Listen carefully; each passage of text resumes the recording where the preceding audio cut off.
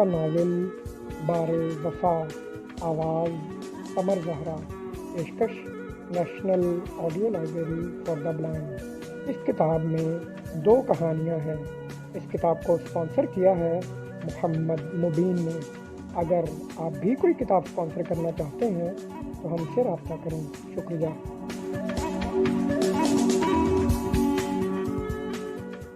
قسط نمبر 11۔ عبیر کیوں ایسا کرنا چاہتی ہے عبداللہ؟ وہ کیوں اپنے سگے تایا کے خلاف تمہارا ساتھ دے رہی ہے؟ انہوں نے عبداللہ کے سوال کا جواب دینے کے بجائے الٹا سوال کر دیا۔ وہ بائی نیچر ایک اچھی لڑکی ہے، زندگی کی خوبصورتیوں، سچائیوں اور اچھائیوں سے محبت کرتی ہے اور ظلم سے نفرت کرتی ہے۔ ہاں، لیکن ایک اور بات بھی ہے عبداللہ، وہ تم سے بھی محبت کرتی ہے۔ تم حیران ہو رہے ہو نا کہ میں نے کیسے جانا؟ تو میں نے اس کی اور تمہاری آنکھوں میں ایک دوسرے کا عکس دیکھا۔ محبت کرنے والے دوسرے محبت کرنے والوں کو پہچان لیتے ہیں۔ وہ تم سے محبت کرتی ہے سو تمہاری کسی بات کی نفی نہیں کرتی۔ اس نے تمہیں منع نہیں کیا، روکا نہیں، حالانکہ اگر وہ تمہیں منع کرتی تو شاید تم رک جاتے، شاید رک جاتا یا نہ رکتا۔ ویسے تم بتاؤ گے عبداللہ کہ تم اس معاملے میں اتنی دلچسپی کیوں لے رہے ہو؟ اتنی دور سے تم صرف اس لیے یہاں آئے ہو کہ ظلم کے خلاف آواز اٹھائی جائے؟ پتہ نہیں کیوں، عبداللہ نے بے بسی سے انہیں دیکھا۔ ایسے یا اس ملتے جلتے واقعات کے متعلق پڑھتا ہوں تو میرا خون کھولنے لگتا ہے اور میرے اندر وحشت سی جاگ اٹھتی ہے۔ میرا جی چاہتا ہے میں ظلم کرنے والوں کے ہاتھ کاٹ دوں، ان کی آنکھوں کو اندھا کر دوں، ان کے ہونٹوں کو سی دوں۔ یہ ظلم ہے، بربریت ہے، انسانیت سے گری ہوئی حرکت ہے، شاید یہ حد سے بڑی ہوئی حساسیت ہے۔ رابعہ ملک نے ایک گہری نظر اس پر ڈالی۔ اس کی آنکھیں، اس کی پیشانی، بال اور ناک کے دائیں طرف ننھا سا تل، وہ آنکھیں بند کر کے دیکھ سکتی تھیں۔ پہلے روز انہیں لگا تھا جیسے اس میں کسی کی شباہت ہے، کچھ مانوس سے نقوش تھے، لیکن اب یکا ادراک ہوا تھا کہ یہ شباہت تو… تمہارا پورا نام کیا ہے عبداللہ؟ عبداللہ احمد۔ پتہ نہیں، میرے ذہن میں ابھی آیا تھا کہ تمہارا نام فہد ہونا چاہیے تھا۔ اور ماؤ سال جیسے عبداللہ کو بہت پیچھے لے گئے۔ زہرا بیگم کی گود میں بیٹھے بیٹھے اس نے کہا، نہیں، میرا نام عبداللہ نہیں ہے، فہد ہے۔ اور دادی نے کہا تھا عبداللہ میرے بیٹے نے نام رکھا تھا، میں تو عبداللہ ہی کہوں گی، بہو کو عبداللہ پسند نہ تھا، اس نے بدل دیا ہوگا۔ شاید میری امی مجھے فہد کہتی تھیں، عبداللہ خواب کی سی حیثیت میں بولا۔ تمہاری امی؟ رابعہ ملک نے سوالیہ نظروں سے اسے دیکھا۔ میرے والدین کا انتقال ہو چکا ہے، میں اپنے چچا چچی کے پاس رہتا ہوں، میں نے ہوش سنبھالنے کے بعد انہوں ہی دیکھا ہے۔ تمہارے والدین کا انتقال کیسے ہوا؟ ویگن کے حادثے میں۔ نام کیا تھا ان کا؟ تم نے شاید بتایا تھا، پہلے یاد نہیں۔ رفیق احمد۔ او اچھا، بعض اوقات کسی شخص کی کسی کے ساتھ اتنی مشابہت ہوتی ہے کہ گمان گزرتا ہے کہ شخص شاید اس کا کوئی عزیز رشتہ دار ہو۔ تو آپ نے جو کچھ کہا وہ سچ ہے؟ اور کیا میں برسوں پہلے ہونے والے قتل کا پرچہ کٹوا دوں؟ کیا آپ واقعی گواہی دیں گی؟ اور کیا یہ ممکن ہے کہ ہم جیت جائیں؟ میں گواہی دوں گی عبداللہ، لیکن مجھے صرف ایک بات کا خوف ہے، کہیں تم اس چکر میں محبت کی بازی نہ ہار جاؤ۔ لمحہ بھر کے لیے عبداللہ کو لگا جیسے اس کا دل بند ہو گیا ہو۔ تم عبیر کے خاندان کو کورٹ میں لاؤ گے تو کیا عبیر تمہاری زندگی میں شامل ہو سکے گی؟ جبکہ پہلے بھی اس کے امکانات 50% بھی نہیں ہیں۔ یہ 50% بھی میں نے اس لیے کہا کہ عبیر کے بابا جانی تھوڑے مختلف مزاج کے ہیں، ورنہ تو 1% بھی امید نہیں ہے۔ اور جب تم غلام دین کی فیملی کی طرف سے کیس لڑو گے، جب تم اعجاز بھائی پر قتل کا الزام لگاؤ گے، تو عبیر کی طرف جانے کے تو سارے راستے بند ہو جائیں گے۔ میں نہیں جانتی کہ تم اور عبیر محبت کے کس مقام پر ہو، لیکن محبت نے تم دونوں کے وجود کے گرد حالہ بنا رکھا ہے۔ آپ حوصلہ بھی دیتی ہیں، ہمت بھی بڑھاتی ہیں اور مایوس بھی کر دیتی ہیں، عبداللہ نے دل گرفتی سے کہا۔ انہیں کچھ دیر پہلے آپ نے کہا تھا کہ تمہارا کیس کمزور ہے، ایک قتل کا پرچہ بھی کٹوا دوں، میں گواہی دوں گی، اور ابھی آپ پاؤں تلے سے زمین کھینچ رہی ہیں، اس لیے کہ مجھے ابھی اچانک ادراک ہوا ہے کہ اس طرح تو تم محبت کی بازی ہار جاؤ گے، اور محبت ہارنے کا دکھ شاید سارے دکھوں سے زیادہ ہوتا ہے۔ تمہاری بھائی اعجاز سے کوئی ذاتی دشمنی نہیں ہے عبداللہ، انہوں نے تمہارا کچھ نہیں بگاڑا، انہوں نے انسانیت کی تذلیل کی ہے، اور ابھی آپ نے بتایا کہ انہوں نے مولوی اللہ یار جیسے نیک نفس آدمی کو اذیتیں دے دے کر مار ڈالا۔ ہاں، رابعہ ملک کے ہونٹ ایک دوسرے میں سختی سے پیوست ہو گئے، اور تھوڑے سے توقف کے بعد انہوں نے کہا، ابھی میں نے کہا تھا کہ میں برسوں سے جس آگ کو پترے رکھ رکھ کر ڈانپ رہی تھی وہ بھڑک اٹھی ہے، اور وہ اب بجھنے والی نہیں۔ میں اتنے سالوں سے خاموش تھی، غلام دین کے خاندان کے ساتھ ہونے والے واقعے نے میرے زخموں کے منہ پر کھول دیے ہیں اور ہر زخم سے خون رستا ہے۔ لیکن عبداللہ، میں تمہاری اور ابیر کی محبت کو بچانا چاہتی ہوں۔ ابیر مجھے سارے بھائیوں کی اولاد سے زیادہ پیاری ہے اور ہمارے درمیان دوستی بھی بہت ہے، لیکن اس نے کبھی اپنا بھید مجھے نہیں دیا۔ وہ مجھے بتا دیتی تو میں پہلے ہی تمہیں منع کر دیتی۔ تم اس آگ میں کودو گے تو بہت کچھ ختم ہو جائے گا۔ عبداللہ، تم ہر آن خطرے کی زد میں ہوگے۔ مجھ سے یہ کیسے بھول ہوئی؟ میں نے کیوں سب کچھ تمہارے سامنے کھول کر رکھ دیا؟ مجھے ابتدا میں ہی تم کو اور ابیر کو منع کر دینا چاہیے تھا۔ تم درمیان سے نکل جاؤ، تم سب۔ غلام دین کے خاندان والوں کو میں سپورٹ کروں گی، میں حفاظت کروں گی اور میں ان کی طرف سے لڑوں گی۔ عبداللہ خاموشی سے اسے سن رہا تھا۔ انہوں نے بات ختم کی تو کچھ دیر انہیں دیکھتا رہا، پھر اٹھ کر کھڑا ہو گیا۔ مجھے دیر ہو رہی ہے، میں الجھ گیا ہوں۔ دانیال میرا انتظار کر رہا ہوگا، میں راولپنڈی جا کر آپ کو فون کروں گا۔ لیکن میں صرف ایک بات جانتا ہوں کہ جب قدم اٹھ جائیں تو پھر پیچھے نہیں ہٹنے چاہیے۔ پھر بھی میں ملک صاحب سے مشورہ کروں گا۔ میں بھی طفلِ نو آموز ہوں، مجھے بہت سی باتوں کا علم نہیں ہے۔ میں نہیں جانتا کہ یہ سب کیسے کروں گا۔ فی الحال یہاں شہر کا ایس پی دانیال کا جاننے والا نکل آیا ہے۔ ہم نے تھانے میں اس ظلم کے خلاف باقاعدہ رپورٹ کروا دی ہے۔ آگے ہمیں کیا کرنا ہے، اس کے لیے ہمیں ملک صاحب کی رہنمائی کی ضرورت ہے۔ 24-25 برس پہلے ظلم کا نشانہ بننے والے خاندان کے ساتھ یقیناً آپ کا دلی تعلق رہا ہوگا، ایسا گہرا تعلق جس نے آپ کے اندر آگ بھڑکا دی ہے۔ آپ اپنے ہی بھائی کے خلاف عدالت میں گواہی دینے کو تیار ہیں، لیکن یہ خون کے رشتے بڑے ظالم ہوتے ہیں۔ آپ اچھی طرح سوچ لیں۔ میں سمجھوں گا آپ مجھ سے کچھ نہیں کہا، میں پھر فون کروں گا۔ اور جہاں تک میری بات ہے، میں نے جو قدم اٹھا لیا ہے پیچھے نہیں ہٹوں گا۔ رہی محبت تو محبت اگر میرے مقدر میں ہے تو مجھے ضرور ملے گی، اور اگر اسے مجھ سے بچھڑنا ہی ہے تو پھر ہر حال میں بچھڑ جائے گی۔ رابعہ ملک نے ایک ستائش بھری نظر اس پر ڈالی اور خاموشی سے کھڑی ہو گئی۔ ٹھیک ہے، تم جاؤ اور دوبارہ یہاں مت آنا۔ فون پر رابطہ کرنا، یہاں کی ہوائیں بھی تمہاری دشمن بن جائیں گی۔ اور محتاط رہنا، اور جو بھی فیصلہ کرو اس سے مجھے آگاہ ضرور کرنا، اس لیے کہ ایک فیصلہ میں نے بھی کیا ہے اور مجھے بھی قرض اتارنا ہے۔ یہ بار وفا ہم نے کیسے اٹھایا ہے اور کاٹی ہے کیسے شب زندگی۔ ان کے ہونٹوں پر مسکراہٹ ابھر کر معدوم ہو گئی اور وہ انہیں خدا حافظ کہتا ہوا لاؤنج سے نکل کر گیٹ کی طرف بڑھ گیا۔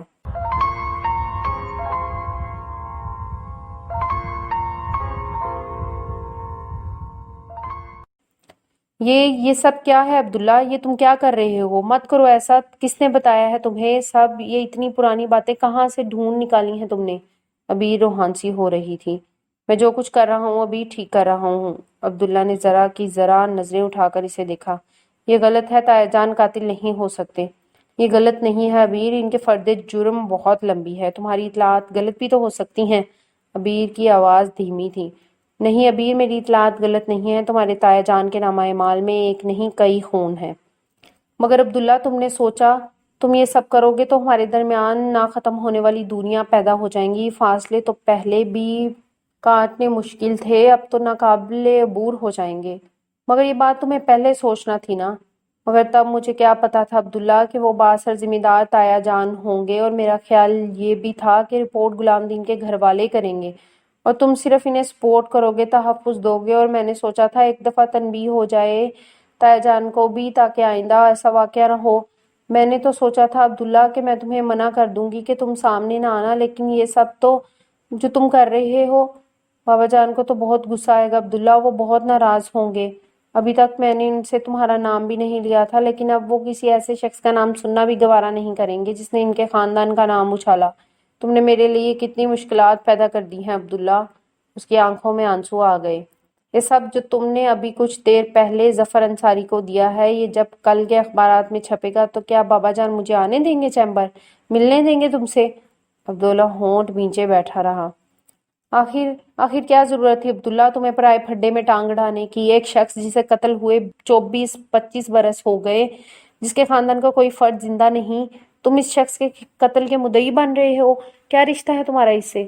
تم پوچھ رہی ہو کیا رشتہ ہے میرا اس سے؟ عبداللہ نے یکایک سر اٹھا کر اسے دیکھا۔ وہ شخص جسے تمہارے تایا جان نے اذیتیں دے دے کر مارا، جس کے خاندان کی عورتوں کو، وہ شخص میرا باپ تھا۔ ضبط کی کوشش میں اس کا چہرہ تپ کر سرخ ہو گیا تھا۔ نہیں، ابیر نے بے یقینی سے اسے دیکھا۔ ہاں ابیر، وہ شخص میرا حقیقی باپ تھا۔ عبداللہ کی آواز میں بہت سارے آنسوؤں کی نمی تھی۔ مگر تمہیں کیسے پتا چلا؟ کس نے بتایا تمہیں؟ ابیر کے لہجے میں ابھی بھی بے یقینی تھی۔ مجھے کیسے پتا چلا؟ عبداللہ نے آہستگی سے کہا اور سوچ میں ڈوب گیا۔ وہ سلطان نگر سے واپس آیا تو بہت الجھا ہوا تھا۔ رابعہ ملک کی باتیں بے ربط تھیں جو ان کے ذہنی انتشار کا پتہ دیتی تھیں۔ پھر بھی پتہ نہیں کیوں اسے یقین سا تھا جیسے رابعہ ملک کو اگر اس نے مدد کے لیے پکارا تو وہ اس کی مدد ضرور کرنے آئیں گی، چاہے ان کا اپنا ہی آشیانہ بجلیوں کی زد میں آ جائے۔ لیکن ان کے لہجے میں سچائی تھی اور وہ حوصلہ مند لگتی تھی۔ کسی اندرونی دکھ نے انہیں بہادر بنا دیا تھا۔ وہ قتل کا حساب بھی لینا چاہتی تھی اور اس کی محبت کو بھی طوفانوں کی زد سے بچانا چاہتی تھی، لیکن اس کی محبت تو پہلے ہی طوفانوں کی زد میں تھی۔ آنے والی جدائی کی ہوائیں تو بہت پہلے سے کہیں چل رہی تھیں۔ ابیر کو پہلے یقین تھا کہ اس کے بابا جان اس کی بات نہیں ٹالیں گے، لیکن اس کے دل نے تو اسی روز ایک پیٹ کھول دی تھی جب اسے پہلی بار احساس ہوا تھا کہ وہ ابیر سے محبت کرنے لگا ہے۔ حالانکہ اس نے خود کو کتنا سمجھایا تھا، کتنا روکا تھا اور اس سمت بڑھنے سے، لیکن کچھ باتیں تو خود بخود ہو جاتی ہیں۔ وہ چند کمزور لمحوں کی زد میں آ کر اپنے جذبے عیاں کر بیٹھا تھا، اس خوشکن احساس کے ساتھ کہ ابیر بھی اسے چاہتی ہے۔ یہ دکھ بھرا احساس بھی کہیں موجود تھا کہ یہ ساتھ بہت طویل نہیں ہے، اس محبت کا انجام طویل جدائی اور فراق، ایک نہ ختم ہونے والا ہجر ہے۔ پھر بھی محبت کی کشتی امید و نا امیدی کے سمندر میں ڈول رہی تھی، اور رابعہ ملک نے تو جیسے اس کے سامنے دو راستے رکھ دیے تھے، محبت کی یا اپنے کار کی جیت، اور وہ ابھی تک الجھا ہوا تھا، اندھیرے میں تھا، اسے کچھ سمجھ نہیں آ رہا تھا۔ دانیال وہاں ہی گاؤں سے قریبی شہر میں رک گیا تھا اپنے ایک عزیز کے ہاں تاکہ معاملہ آگے بڑھائے، اور وہ چچا جان کی طبیعت کی خرابی کے پیش نظر واپس آ گیا تھا، اور پھر اس نے ملک صاحب سے بھی مشورہ کرنا تھا۔ اسی الجھن میں اس روز وہ یوں ہی بے دہانی میں سوچتا ہوا بے اختیار زہرا بیگم سے پوچھ بیٹھا تھا، میرے والدین کا انتقال کیسے ہوا تھا؟ بیٹا آپ کو پتہ ہی ہے کہ ویگن کے حادثے میں بھائی رفیق اور بھابھی جان گزر گئے تھے۔ امی جان، کہیں آپ مجھ سے کوئی بات تو نہیں چھپا رہی؟ کہیں کوئی اور ہولناک حادثہ تو ان کے ساتھ پیش نہیں آیا تھا؟ کوئی اور حادثہ؟ زہرا بیگم نے کسی قدر حیرانی سے کہا۔ یہ بھی بہت ہولناک حادثہ تھا عبداللہ، تمہارے چچا جان تو حادثے کی خبر سنتے ہی لاہور روانہ ہو گئے تھے۔ زہرا بیگم حادثے کی تفصیل بتانے لگی اور ذرا فاصلے پر بیٹھے اخبار پڑھتے شفیق احمد چونک کر عبداللہ کو دیکھا۔ یہ عبداللہ نے ایسا سوال کیوں کیا؟ کہیں عبدالقادر تو نہیں ملا اسے؟ عبداللہ بیٹا، ابھی کچھ دیر پہلے تم نے اپنی امی جان سے وہ سوال کیوں کیا؟ کون سا؟ عبداللہ کے ذہن سے نکل گیا تھا کہ اس نے کیا پوچھا تھا۔ وہی اپنے والدین کی وفات کے متعلق۔ یوں ہی چچا جان، بس پتہ نہیں کیوں کبھی کبھی میں الجھ سا جاتا ہوں، مجھے اپنے کانوں میں چیخیں سنائی دیتی ہیں، بین کرنے کی اور رونے کی آوازیں۔ پھر جب بین کا حادثہ ہوا تھا تو تمہاری عمر تقریباً 4 سال تھی۔ ماسٹر شفیق احمد نے پرخیال انداز میں سے دیکھا۔ وہ اتنی عمر کے بچے کو اپنا والدین کا نام وغیرہ سب پتہ ہوتا ہے، لیکن اتنی عمر کی باتیں یاد تو نہیں رہتی۔ کیا تمہیں کچھ یاد ہے؟ نہیں، کچھ نہیں چچا جان، بس چند دن قبل یوں ہی میرے ذہن میں آیا جیسے بچپن میں میری امی مجھے فہد کہہ کر بلاتی تھیں۔ میرے والدین نے میرا نام فہد عبداللہ رکھا ہو۔ ہاں، تمہارا نام فہد ہی تھا، ماسٹر شفیق احمد نے آہستگی سے کہا اور بہت گہری نظر اس پر ڈالی۔ وہ خاموشی سے انہیں دیکھ رہا تھا۔ چند لمحے شفیق احمد یوں ہی کچھ سوچتے رہے، جیسے بات کرنے کے لیے لفظ ڈھونڈ رہے ہوں اور ان کی سمجھ میں نہ آ رہا ہو کہ بات کیسے شروع کریں۔ جی چچا جان، جو کچھ آپ کہنا چاہتے ہیں بلا جھجک کہیے۔ اور تب شفیق احمد نے وین کے حادثے سے لے کر چند دن قبل عبدالقادر کی آمد تک سب بات اس سے کہہ دی۔ وہ ساکت سا بیٹھا بن رہا تھا، اس کے اندر آندیاں چل رہی تھیں اور جھکڑ تھے۔ عبداللہ، آج تک میں نے تم سے یہ بات اس لیے نہیں کہی تھی کہ مجھے کچھ علم نہ تھا کہ تم کون ہو، تمہارے والدین کون تھے، ان کے ساتھ کیا ہوا۔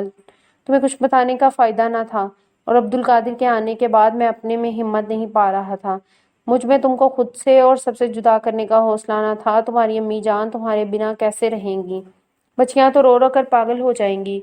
عبداللہ، یہ سچ ہے کہ تم سے ہمارا کوئی خونی رشتہ نہیں، لیکن یہ بات صرف میں جانتا ہوں۔ اگر سب بھی جانتے ہوتے تو ہم نے تو کبھی ایک لمحے کے لیے بھی نہیں سوچا کہ تم ہمارے اپنے نہیں ہو۔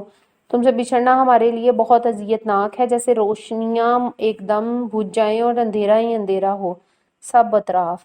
لیکن عبداللہ، میں تم سے تمہارا خاندان، تمہاری پہچان نہیں چھپانا چاہتا تھا۔ یہ تمہارا حق اور حقیقتیں ہمیشہ چھپ تو نہیں سکتی، کبھی نہ کبھی ظاہر ہو ہی جاتی ہیں۔ پھر وہ جو فیصلہ کر چکے تھے کہ عبداللہ واپس آئے گا تو سب کچھ کہہ دیں گے، ساری حقیقت عبداللہ کو بتا دیں گے۔ اب اتنے دنوں سے خود میں ہمت ہی نہیں پا رہے تھے کچھ کہنے کی، مگر آج پھر انہوں نے سوچا کہ وہ عبداللہ کو بتا دیں۔ یوں بھی وہ جب سے سلطان نگر سے آیا تھا الجھا تھا۔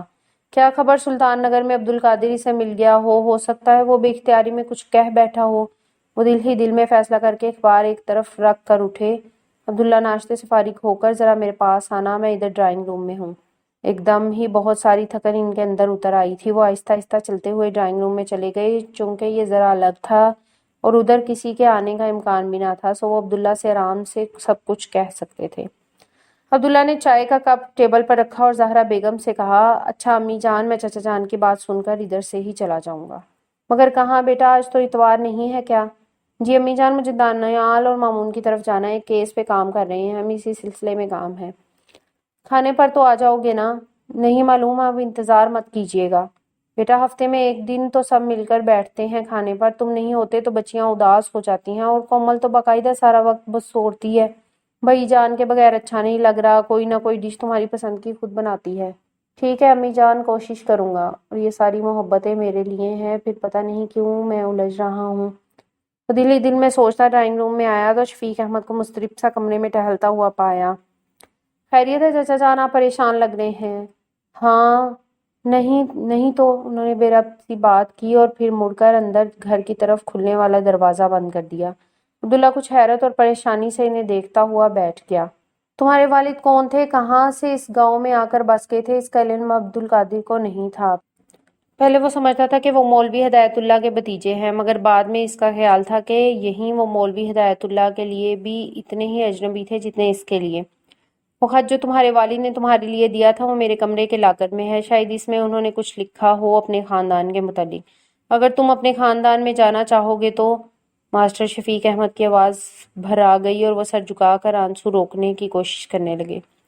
چچا جان، عبداللہ نے شاکی نظروں سے انہیں دیکھا، آپ نے کیسے سوچا کہ میں آپ کو چھوڑ کر چلا جاؤں گا؟ امی جان اور آپ ہی میرے والدین ہیں، اپنے عزیزوں کے متعلق جاننے کی خواہش تو فطری ہے چچا جان، لیکن یہ گھر اور آپ میرے ہیں، آپ مجھے گھر سے نکالیں گے بھی تو نہیں چاہوں گا۔ وہ ایک دم اپنی جگہ سے اٹھا اور ان کے قدموں میں بیٹھ گیا، آنسو اس کی آنکھوں سے بھی نکلنے کو بےتاب ہو رہے تھے۔ ماسٹر شفیق کے گھٹنوں پر سر رکھ کر وہ بے اختیار رو دیا اور ماسٹر شفیق احمد نے اسے دونوں باہوں کے ہالے میں لے لیا۔ کتنی دیر تک وہ شفیق احمد کے سینے سے لگا رہا اور آنسو اندر ہی اندر اس کے وجود کو بھگوتے رہے۔ وہ شخص جو بہت نیک اور اللہ والا تھا، وہ عورت جسے کسی نے بے پردہ نہیں دیکھا تھا، اس کا خون کھول رہا تھا، اس کی کنپٹیاں جل رہی تھیں۔ اسے آہستہ سے خود کو ماسٹر شفیق احمد سے لگ کیا اور بھاری قدموں سے چلتا ہوا واپس صوفے پر جا کر بیٹھ گیا۔ دھندلے منظر آنکھوں کے سامنے واضح ہو رہے تھے، ماں کی لاش پر خالہ اور نانی کے بین کانوں میں گونج رہے تھے۔ کئی لمحے یوں ہی گزر گئے، پھر ماسٹر شفیق احمد اٹھے، اس کے کندھے پر ہاتھ رکھا، آؤ۔ وہ میکان کی انداز میں چلتا ہوا ان کے پیچھے کمرے میں آیا تھا اور ان سے بند لفافہ لے کر اپنے کمرے میں آ گیا تھا۔ کتنی دیر تک وہ یوں ہی لفافے تھامے رہا، آخری سمے مولوی اللہ یار نے اس کے لیے کچھ لکھا تھا۔ اس کی آنکھیں آنسوؤں سے بھر گئیں، ایک بار پھر وہ رونے لگا، رونے سے دل پر بڑا بوجھ کچھ ہلکا ہوا تو اس نے لفافہ چاک کیا۔ کسی ڈائری میں سے پھاڑے گئے 2 ورق تھے۔ فہد، میرے بیٹے، میرے پاس وقت بہت کم ہے، مگر میں تم سے بہت کچھ کہنا چاہتا ہوں۔ تمہاری والدہ، نانی اور خالہ اس دنیا میں نہیں رہیں، شاید میں بھی چند گھنٹوں کا مہمان ہوں۔ مجھے اپنے ارد گرد عجیب سی مہک اور خوشبو آتی محسوس ہو رہی ہے، ایسی مہک میں نے کبھی پہلے محسوس نہیں کی، اور میرے اندر عجب سی سرشاری ہے، جیسے منزل پر پہنچنے کی سرشاری ہو۔ فہد، میرا نام منصور علی ہے اور میرے والد کا نام انصر علی فاروقی ہے۔ جب میں نے گھر چھوڑا تھا تو ان کا شمار بہترین وکیلوں میں ہوتا تھا۔ معلوم نہیں وہ حیات ہیں یا نہیں، ان کا ایڈریس لکھ رہا ہوں، مجھے یقین ہے عبد القادر تمہیں سینے سے لگا کر رکھے گا، لیکن اگر کبھی ضرورت محسوس کرو تو اس ایڈریس پر چلے جانا اور یہ خط دکھا دینا، اور اگر میرے والدین حیات ہوں تو ان سے اپنے باپ کے لیے معافی ضرور لے لینا۔ میں نے اپنی جدائی دے کر ان کا جو دل دکھایا اس کے لیے وہ مجھے معاف کر دیں۔ خدا تمہیں اپنے حفظ و امان میں رکھے، تمہارا والد منصور علی۔ اس مختصر سے خط کو کوئی 20 بار عبداللہ نے پڑھا تھا اور پھر الماری میں احتیاط سے رکھ دیا تھا۔ میں کیا کروں گا وہاں جا کر؟ باپ نہیں رہے تو باقی رشتوں کو تلاش کر کے کیا کروں گا؟ لیکن پھر یہ سوچ کر کہ اس کے والد نے ایک آرزو کی تھی، ایک کام ذمہ لگایا تھا اس کے معافی مانگنے کا، وہ خط نکال کر اپنے والیٹ میں رکھ لیا۔ ایڈریس یہاں کا ہی تھا، راولپنڈی کا۔ دانیال کی طرف نہیں جا سکا تھا۔ بار بار اس کے تصور میں اپنی ماں اور خالہ کی بے بسی آتی، اپنے والد کا خیال آتا، اور پھر ان کی بے بسی کی موت۔ وہ مٹھیاں بھینچتا، غصے کے عالم میں بالوں کو نوچتا، دل ہی دل میں عہد کرتا کہ وہ چودھری اعجاز کو عدالت ضرور پہنچائے گا۔ رابعہ ملک نے صحیح کہا تھا، اس کھیل میں مات محبت کی ہوگی۔ پھر یکایک جیسے کوندا سا لپکا تھا اور وہ کڑیوں سے کڑیاں ملانے لگا تھا۔ رابعہ ملک، منصور احمد، مولوی اللہ یار، اجنبی مسافر، اس کی وہ قبر، رابعہ ملک کے آنسو، اور وہ قبر یقیناً مولوی اللہ یار کی ہے، میرے باپ کی۔ تبھی اتنی کشش تھی وہاں، اس شہر کی ہواؤں میں بھی اپنائیت کی خوشبو تھی۔ وہیں کہیں کسی قبرستان میں خدیجہ بنت ہدایت اللہ زوجہ مولوی اللہ یار کا خطبہ بھی لگا ہوگا کسی قبر کے سرہانے۔ وہ یکدم اٹھا تھا اور اس نے رابعہ ملک کے نمبر ملائے تھے۔ میں چودھری اعجاز کے خلاف قتل کا دعویٰ دائر کرنے والا ہوں، ایک نہیں کئی قتلوں کا، اور آپ نے گواہی دینی ہے۔ دوسری طرف تھوڑی دیر خاموشی رہی، پھر کچھ دیر بعد آواز آئی، ٹھیک ہے، لیکن وہ کون سا ایسا جذبہ ہے جو محبت سے بھی زیادہ قوی ہے؟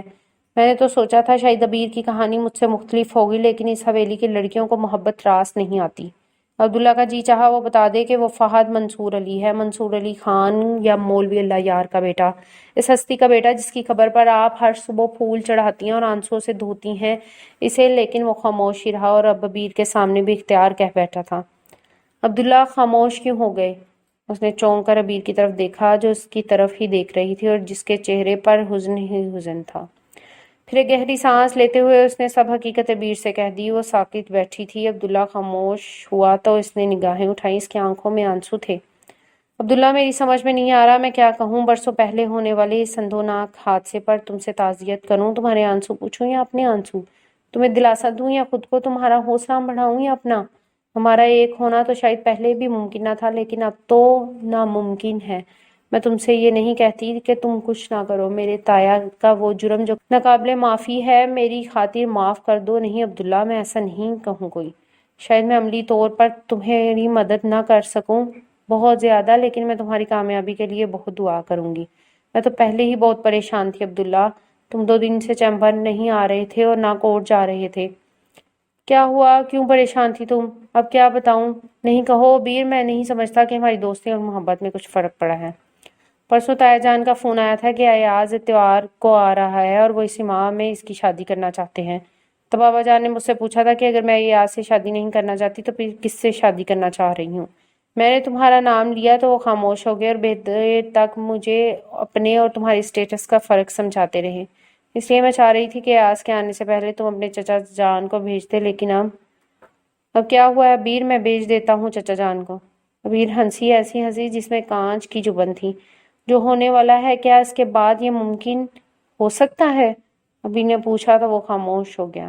پہلے بھی بابا جان کے کل کی رات کے رویے سے مجھے امید نہیں رہی تھی، پھر بھی میں نے سوچا ایک کوشش کر لیتے ہیں۔ میں اپنی بیڑیوں اور زنجیروں کو فراموش کر بیٹھی تھی عبداللہ، بھول گئی تھی کہ سرابوں کے سائے میرے بدن سے لپٹے ہوئے ہیں۔ آنسو اس کے رخساروں پر پھیل گئے۔ عبیر، عبداللہ نے ٹرپ کر اسے دیکھا، مت رو پلیز، تمہارے آنسو مجھے کمزور کر رہے ہیں، یہ سیلاب بپا کیے دیتے ہیں میرے اندر۔ عبیر، میرا کشور دل اس سیلاب میں ڈوب جائے گا، آنسو پوچھ لو پلیز۔ عبیر کے آنسو اور تیزی سے بہنے لگے، تب بے بس سا ہو کر عبداللہ اس کی طرف دیکھا۔ ٹھیک ہے، کچھ نہیں کرتا، میں پھاڑے دیتا ہوں یہ ساری فائل، یہ سارے نوٹس جو میں نے تیار کیے ہیں، مت رو، میں کہا تمہارے بغیر پلیز عبیر۔ اس نے فائل اٹھا کر اس کے سامنے رکھ دی۔ میں بھی ظفر کو فون کر کے منع کر دیتا ہوں کہ وہ اخبار میں کچھ نہیں دے گا، وہاں شام کو امی اور چچا جان کو بھیجوں گا۔ نہیں پلیز نہیں، عبیر نے خود کو سنبھالنے کی کوشش کی۔ ابھی نہیں، اور پلیز یہ فائل رکھو، میں تمہاری ہر ایسی کوشش میں تمہارے ساتھ ہوں، میرا یہ مطلب ہرگز نہیں تھا، میں تمہیں اس کام سے نہیں روکنا چاہتی، تم ضرور FIR کٹواؤ، لیکن عبیر میں تمہیں کھونا نہیں چاہتا، میں کیا کروں؟ تم جو کچھ کر رہے ہو وہ کرو عبداللہ، وہ تمہارا حق ہے، اور ابھی نہیں، میں بابا جان سے حتمی بات کر کے تمہیں بتاؤں گی کہ تم کب چچا جان کو بھیجو۔ یہ تم دونوں کیا مذاکرات کر رہے ہو؟ دانیال نے آتے ہوئے کہا اور ہاتھ میں پکڑی ہوئی فائلیں اور کتابیں ٹیبل پر رکھی۔ اور وہ دونوں کہاں غائب ہیں؟ مامون اور صدف، پہلے 2 دن یہ غائب رہے اور آج وہ چل شکیب بھائی، آپ لوگوں کی وکالت۔ صدف مامون اور اس کی امی کے ساتھ گئی ہیں کرن کی بری کی شاپنگ کے لیے۔ اور یہ ثانیہ کب ہو رہا ہے ہمارے دوست کی قربانی کا؟ ٹھیک 20 دن بعد۔ ابھی نے سر اٹھا کر اسے دیکھا، روئی روئی آنکھیں دیکھ کر دانیال چونکا۔ ہیں کیا یہاں بھی کوئی رخصتی کا منظر چل رہا ہے؟ ابھی نے سر جھکایا اور عبداللہ نے موضوع بدلنے کے لیے پوچھا، یار تمہاری بات ہوئی پھر ایس پی سے؟ ہاں ہوئی ہے، وہ خواتین بہت محفوظ جگہ پر ہیں اور جلد ہی ایس پی صاحب کوئی کارروائی کریں گے، لیکن میں نے ان سے کہا ہے کہ وہ ہمارا انتظار کریں۔ کہہ رہے تھے کہ تمہیں ایک اور رپورٹ بھی کرنا ہے، کوئی پرانا معاملہ؟ ہاں میں بعد میں بات کروں گا۔ وہ ایک دم کھڑا ہوا اور تیزی سے باہر نکل گیا۔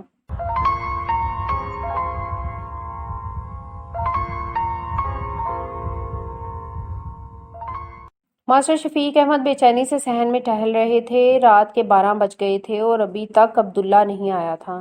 وہ اتنی دیر تو کبھی گھر سے باہر نہیں رہا تھا، پھر آج کہاں رہ گیا تھا؟ جب سے اس نے ملک صاحب کو جوائن کیا تھا تو اسے دیر ہو جاتی تھی، لیکن زیادہ سے زیادہ 9 یا 9:30 تک آ جاتا تھا۔ انہوں نے وہاں فون کیا تھا تو پتہ چلا کہ وہ تو آج 7 بجے ہی اٹھ گیا تھا۔ وہاں صرف منشی تھا اور وہ بھی جا رہا تھا۔ اس نے بتایا تھا کہ آج تو دانیال صاحب بھی جلدی چلے گئے تھے، مامون صاحب اور صدف بی بی تو آئی ہی نہیں تھی اور ملک صاحب بھی نہیں تھے۔ آخر یہ عبداللہ کہاں رہ گیا؟ زہرا بیگم جو جانماز پر بیٹھی تھی، تسبیح پڑھ رہی تھی، اٹھ کر باہر آ گئی۔ پتہ نہیں۔ شفیق احمد کی پریشانی ان کے لہجے اور چہرے سے ظاہر ہو رہی تھی۔ 2 روز سے وہ اس کی حالت پر غور کر رہے تھے۔ 2 دن سے وہ گھر سے نہیں نکلا تھا۔ آج وہ تیار ہوا جانے کے لیے تو انہوں نے اطمینان کا سانس لیا۔ وہ بظاہر نارمل لگ رہا تھا، لیکن اس کے اندر جو طوفان بپا تھا وہ اس سے بے خبر تھے۔ پتہ نہیں اس خط میں کیا لکھا تھا۔ جوان خون ہے، کہیں دل میں انتقام کا سودا نہ سما گیا ہو، کہیں سلطان نگر نہ چلا گیا ہو۔ آپ نے مامون اور دانیال کو فون کیا؟ نہیں تو ان کے نمبر میرے پاس نہیں ہے۔ انم کو معلوم ہوں گے، میں پتہ کرتی ہوں۔ زہرا بیگم واپس مڑی، تبھی دروازے پر بیل ہوئی۔ ماسٹر شفیق نے لپک کر دروازہ کھولا اور عبداللہ کو دیکھ کر اطمینان کی سانس لی۔ بیٹا کہاں رہ گئے تھے؟ ہم لوگ بہت پریشان تھے، 12 بج رہے ہیں، میرا تو بس اب لگتا تھا دل ڈوب جائے گا۔ چچا جان، عبداللہ نے ان کا ہاتھ تھام کر ہولے سے دبایا۔ ایم سوری، مجھے وقت کا احساس ہی نہیں ہوا۔ وہ سچ میں شرمندہ ہو گیا تھا۔ آفس سے نکلا تو ذہن بہت الجھا ہوا تھا۔ یوں ہی پہلے ایک پارک میں جا بیٹھا، بہت دیر تک بیٹھا رہا، پھر بے سار سڑکوں پر آوارہ گردی کرتا رہا۔ دل و ذہن میں کوئی بھی اس کے اختیار میں نہیں تھا۔ ایک طرف والدین کی بے بسی کی موت تھی اور دوسری طرف ابیر سے دائمی جدائی کا احساس۔ اسے لگ رہا تھا جیسے سارے راستے اس کے لیے بند ہو گئے ہوں اور کہیں جائے پناہ نہ ہو۔ چلیں؟ اس نے بہت احترام سے ماسٹر شفیق احمد کا ہاتھ تھاما اور انہیں سہارا دیتا ہوا ان کے کمرے میں لایا۔ زہرا بیگم بھی آ گئی تھی۔ بیٹا تم نے بہت دیر کر دی، دوستوں میں وقت کا پتہ نہیں چلا۔ تم کھانا کھاؤ گے؟ نکلواؤں؟ ماسٹر شفیق احمد نے کہا۔ انم جاگ رہی تھی، میں نے اس سے کہا ہے۔ عبداللہ کا دل چاہا منع کر دے، لیکن پھر بھی خاموش ہی رہا۔ اگر دیر ہو جائے تو فون کر دیا کرو۔ سوری امی جان، خیال نہیں رہا، آئندہ ایسا نہیں ہوگا۔ اب آپ لوگ آرام کریں۔ وہ خود اٹھ کھڑا ہوا۔ اور چچا جان، آپ یہ ایک گولی لے لیجئے گا، ٹینشن سے آپ کی طبیعت خراب ہو سکتی ہے۔ انم کھانا گرم کر رہی ہے، کھا کر سونا، خالی پیٹ نہ سو جانا۔ زہرا بیگم نے کہا تو وہ جی اچھا کہتا ہوا باہر نکلا۔ کچھ دیر برآمدے میں رک کر کچھ سوچا اور کچن کی طرف آ گیا۔ انم، کچن کے دروازے میں کھڑے کھڑے اس نے کہا، تم کھانا مت گرم کرو، مجھے بھوک نہیں ہے، اور آرام کرو جا کر۔ اب تو سالن گرم بھی ہو گیا، 2-3 نوالے لے لے۔ اچھا پھر یہاں ہی دے دو۔ وہ کچن میں ہی چلا آیا اور انم نے چھوٹی ٹیبل پر کھانا لگا دیا۔ وہ کرسی کھینچ کر بیٹھ گیا اور ایک کرسی اور چھوٹی ٹیبل کچن میں ہی پڑی رہتی تھی۔ اکثر انم، کومل اور انم یہاں کچن میں ہی ناشتہ کر لیا کرتی تھی۔ دوپہر میں بھی کالج اور یونیورسٹی سے الگ الگ ٹائم پر آتی تو یہاں ہی کھانا کھا لیتی۔ عبداللہ نے ذرا سا قیمہ پلیٹ میں ڈالا۔ آپ چائے پیئیں گے یا دودھ؟ زہرا بیگم کی عادت تھی کہ رات سونے سے پہلے سارے بچوں کو دودھ کا 1 کپ ضرور دیتی تھی اور یہ روٹین اب تک چلی آ رہی تھی۔ اگر تکلیف نہ ہو تو چائے۔ انم نے بنا کچھ کہے چولہے پر چائے کا پانی رکھ دیا۔ عبداللہ کا جی بالکل نہیں چاہ رہا تھا، لیکن انم کے خیال سے 2-3 نوالے زبردستی لیے اور اٹھ کھڑا ہوا۔ آپ چلیں کمرے میں چاہے وہیں لے آتی ہوں۔ کمرے میں آ کر یوں جوتوں سمیت بیڈ پر نیم دراز ہو گیا۔ انم نے چائے کا کپ ٹیبل پر رکھا۔ آپ کچھ پریشان ہیں؟ کچھ خاص تو نہیں۔ عبداللہ اٹھ کر بیٹھ گیا۔ نہیں، آپ بہت اپسٹ ہیں، میں ہی کیا کومل بھی محسوس کر رہی ہے اور سمن بھی کل کہہ رہی تھی۔ اچھا لیکن میں تو ذرا بھی پریشان نہیں ہوں۔ اس نے مسکرانے کی کوشش کی اور کپ اٹھا لیا۔ بس ان دنوں کچھ زیادہ مصروف ہو گیا تھا۔ آپ 2 دن سے گھر پر ہیں، کہیں گئے بھی نہیں، نہ کوٹ نہ موڈ نہیں تھا کہیں جانے کا، کچھ سر بوجھل سا تھا۔ عبداللہ، انم نے کچھ سوچتے ہوئے کہا، کیا ابا جان نے آپ سے کچھ کہا ہے؟ چچا جان نے بھلا مجھ سے کیا کہتا ہے؟ میں تو ان کا ہونہار سپوت ہوں۔ عبداللہ نے لہجہ خوشگوار بنانے کی کوشش کی۔ نہیں وہ، اس نے جھجکتے ہوئے جملہ مکمل کیا، وہ میرے اور آپ کے متعلق۔ تمہارے اور میرے متعلق؟ عبداللہ نے حیرت سے اسے دیکھا۔ انم کی نظریں جھک گئیں اور ہونٹ لرزنے لگے۔ وہ مجھے آپ سے یہ کہنا تھا کہ آپ اگر اس وجہ سے پریشان ہیں تو پلیز پریشان مت ہوئیے گا۔ میں جانتی ہوں آپ ابیر کو پسند کرتے ہیں۔ اس کی آواز بھاری ہو گئی۔ میں امی جان سے خود کہہ دوں گی، منع کر دوں گی انہیں، امیر بہت پیاری ہے، سب کو بہت پسند ہے، کومل اور سمن کو بھی۔ نگاہیں جھکائے کہا۔ عبداللہ بہت حیرت سے سن رہا تھا۔ تم کیا کہہ رہی ہو؟ میں اب تک نہیں سمجھا۔ مجھ سے تو چچا جان نے کوئی ایسی بات نہیں کی، تمہارا کیا مطلب ہے؟ وہ کیا ابا جان نے آپ سے شادی کی بات نہیں کی؟ شادی کی بات؟ اس نے سوالیہ نظروں سے انم کو دیکھا۔ ہاں، انم کی نظریں جھک گئیں۔